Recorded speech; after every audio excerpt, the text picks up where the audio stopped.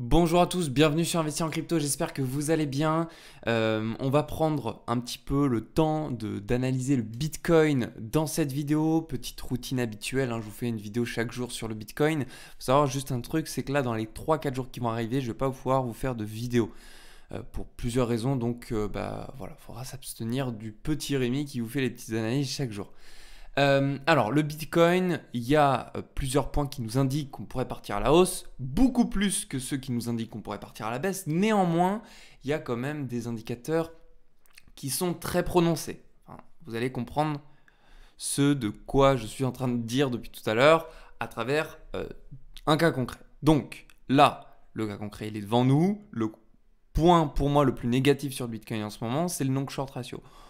Et pas que ça, il y a aussi le S&P 500. Mais là, directement, ce que je dirais qui impacterait le Bitcoin à la baisse, c'est le long short ratio. Long short ratio à 73%, 73% d'acheteurs avec une prise de position de quasiment 8%, ouais, plus de 8% en partant de la petite mèche juste en bas.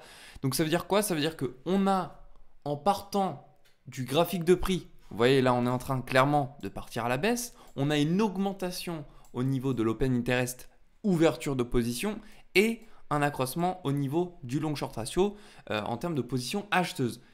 Quel est le point négatif là-dedans? Le point négatif, c'est que si on voit une décorrélation entre ce graphique juste ici et celui-là, on est voué à partir à la baisse. On va continuer à chuter. Parce que si on part en bas et qu'il y a plus d'acheteurs, les liquidités, elles sont où? Par défaut, elles sont en bas. Donc, on va continuer à partir à la baisse. C'est un véritable problème pour ceux qui achètent du Bitcoin comme vous, peut-être comme moi, je ne sais pas, et qui souhaitent en tirer des profits sur le court terme. Enfin, sur une semaine, c'est ça que je veux dire. Swing trading.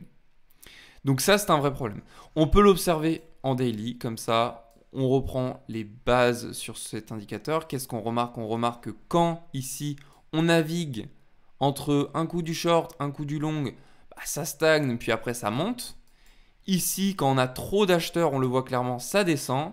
Et qu'est-ce qui se passe là où je vous fais, au moment où je vous fais cette vidéo là, vous voyez, on est carrément dans ce niveau-là. On est dans un niveau qui, dans le passé, nous a démontré qu'on devait partir à la baisse. Enfin, on part à la baisse. Voilà, c'est une constatation. Donc, il y a de très fortes probabilités qu'on continue ça, qu'on continue la baisse, tout simplement.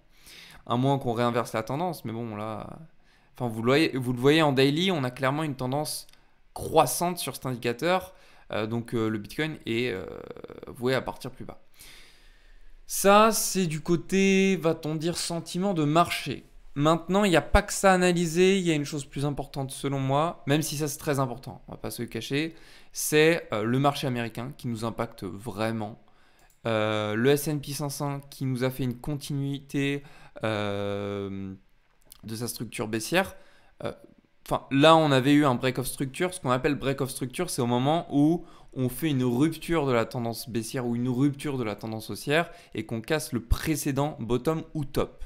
Là, vous voyez, on a eu ce qu'on appelle un break of structure, mais même si on l'a eu sur le court terme, si on se met sur une heure, cela ne représente qu'une mèche. Donc ça veut dire quoi? Comme ce n'est pas une clôture, c'est une prise de liquidité. Donc, on chute plus bas. C'est ce qui s'est passé. Continuité de la tendance baissière. Et ce à quoi il faut s'attendre maintenant, c'est ici un rebond potentiel sur la zone des 4115 points. Et là, c'est très important ce que je vous dis parce qu'il y en a, ils vont se dire ouais, S&P 500, je m'en fous, Rémi parle du Bitcoin.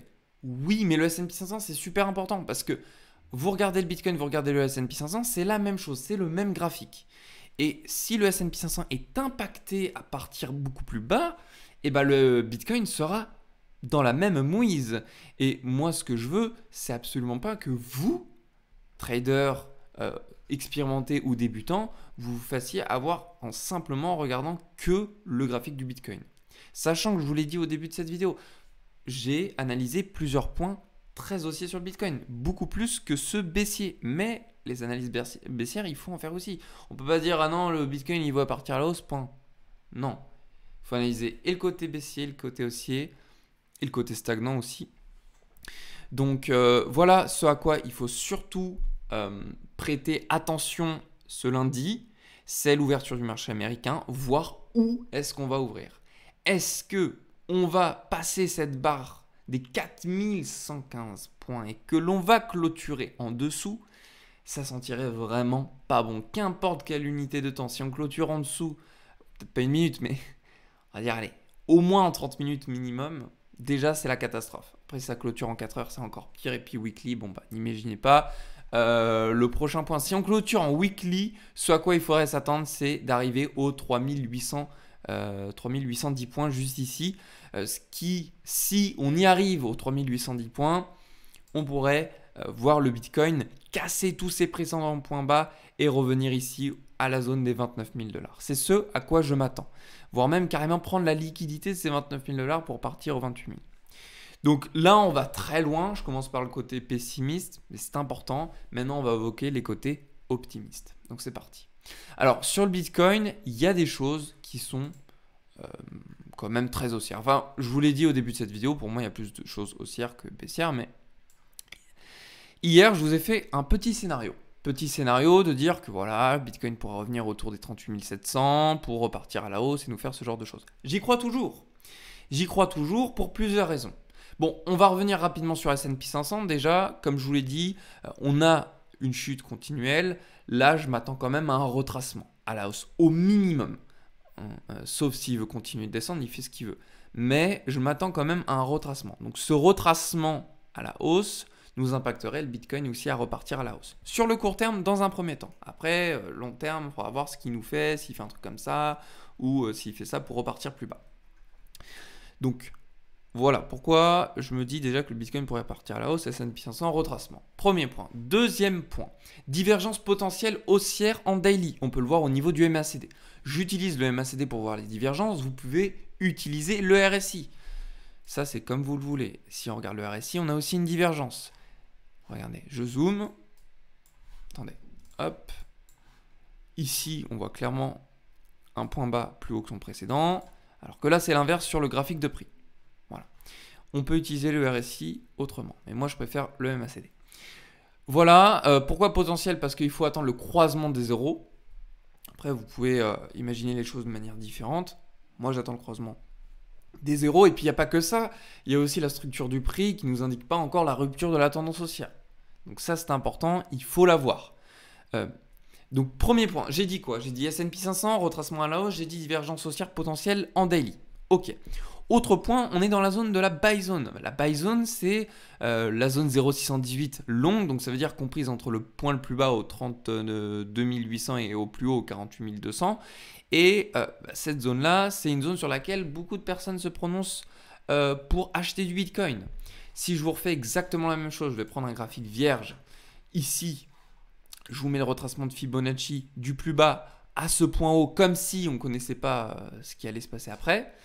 Je vous mets ici les 0,618, vous pouvez voir qu'on a rebondi dessus. Et après, on est reparti à la hausse. Cela ne nous a pas empêché de faire une mèche beaucoup plus basse, mais la clôture, on l'a fait vraiment proche de la zone des 0,618 pour ensuite repartir à la hausse. Donc, on est dans un bas de range. Et c'est important à retenir ça parce qu'il y a de cette forte probabilité qu'on puisse tout simplement rebondir et repartir visiter le haut du range. Et le haut du range, il est dans la sell zone, juste ici, la zone des 0,618 aux 44 200 $. Donc on pourrait très bien se dire, ok, j'achète du Bitcoin aux 38 500 $ pour le revendre aux 44 200 $. Donc voilà ce à quoi on peut s'attendre. C'est ce à quoi je m'attends. Avec des petites fluctuations, des petites corrections sur des zones, des niveaux très conséquents comme le Fibo 0,382. Vous pouvez prendre un screenshot, vous avez toutes les valeurs indiquées ici, comme ça vous pouvez comparer vos analyses que vous faites par rapport à ce que je vous propose. Donc ça, c'est déjà 3 points. On a vu S&P 500, divergence haussière daily et buy zone. Maintenant, il y en a d'autres. On peut aller pousser les choses encore plus loin. En weekly, on voit quoi? Un marteau inversé. Vous voyez juste ici, 18 avril 2022. Marteau inversé, ce qui nous a toujours prouvé, dans la majorité des cas dans le passé, que dès qu'on a un petit corps de bougie avec des grandes mèches, c'est la rupture de la tendance. Donc là, ça pourrait être la rupture de la tendance baissière et ça pourrait devenir une tendance haussière. Donc ça, c'est un quatrième point. Mais pour que ce point se valide, il faudrait que, si on observe en 4 heures ou en 1 heure, qu'importe, faudrait qu'au niveau du long short ratio, on ait une inversion. Et que là, si on est amené à partir à la hausse, qu'il y ait des clôtures de position. Et à ce moment-là, ce serait cool, parce que le Bitcoin pourrait partir beaucoup plus haut. Tant qu'on n'a pas ça, si on monte et qu'on a une continuité de prise de position, et que là, ça fait toujours que grandir et qu'on a peut-être 80% d'acheteurs au niveau du long short ratio, c'est pas bon. Ça sent pas bon du tout.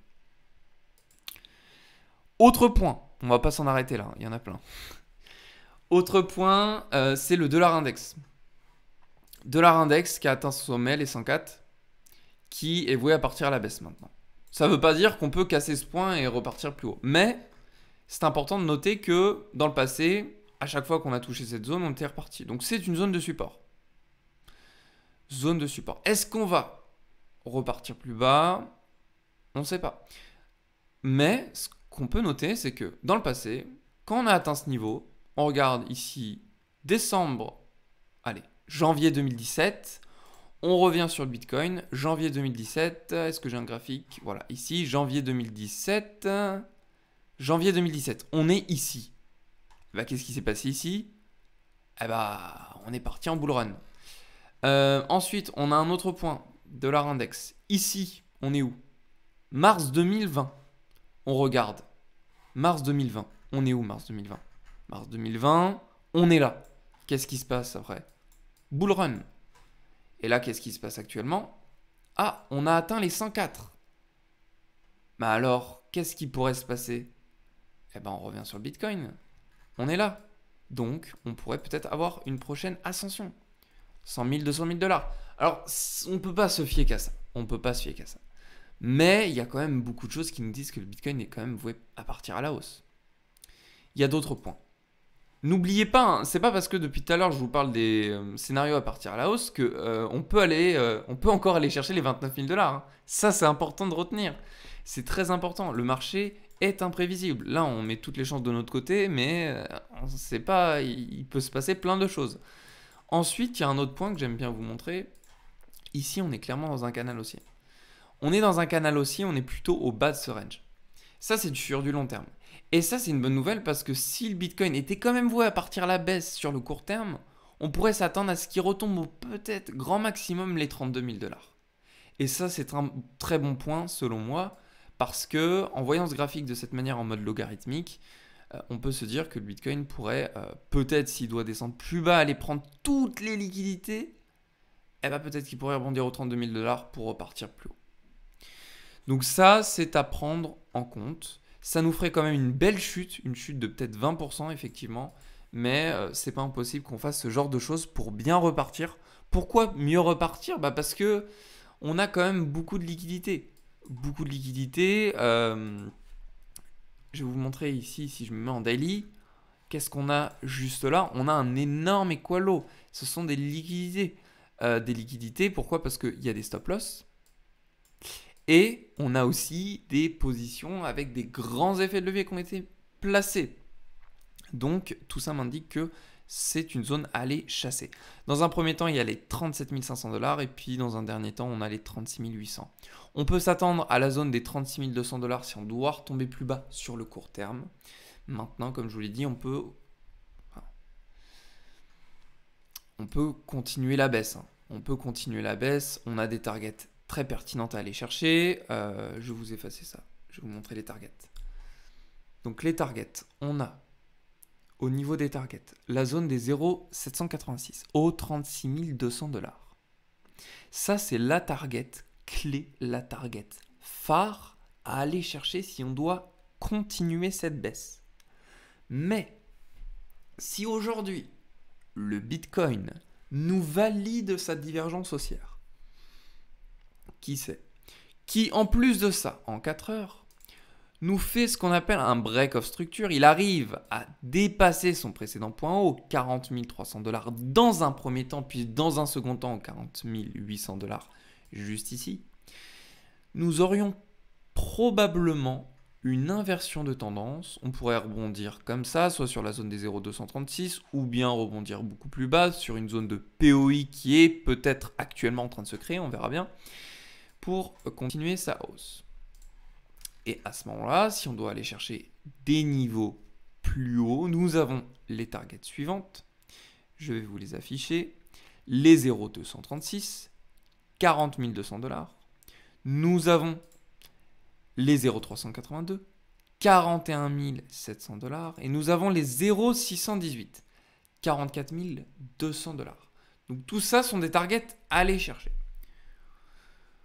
Sachez quand même une chose, c'est qu'on est dans la buy zone. Donc dans tous les cas, si vous faites un achat aujourd'hui, spot, c'est préférable si vous ne savez pas bien manipuler les effets de levier sur les exchanges. Eh bien, vous pouvez vous attendre à vendre le Bitcoin aux 44 200. Et si je prends le plus bas, ici au 0,618, au plus haut qu'on a là, vous faites du 13%, voire même du 14%. Donc, ce n'est pas à mettre de côté. Donc, voilà pour ce qui était de l'analyse du Bitcoin. J'espère qu'elle aura pu vous plaire, cette analyse. J'espère qu'elle aura pu vous apporter un maximum de choses. Je vous ai dit quand même beaucoup de choses. Je pense avoir pas fait le tour de tous les sujets. Si vous voulez en savoir plus, je vous fais un petit débrief chaque jour sur le club. Je vous fais un petit débrief juste là où je vous note, selon moi, mon point de vue, ce qui est en faveur d'une baisse, en faveur d'une remontée, etc. Donc voilà, pour tous les inscrits au club et qui n'ont pas vu que je faisais ça chaque jour, n'hésitez pas à regarder dans le graphe Bitcoin, le canal graphe BTC. Vous avez ça chaque jour avant que je publie la vidéo. Donc voilà pour ce qui était de la vidéo, j'espère qu'elle vous a plu. Je vous souhaite à tous une très belle journée, prenez soin de vous, on se retrouve dans une prochaine vidéo.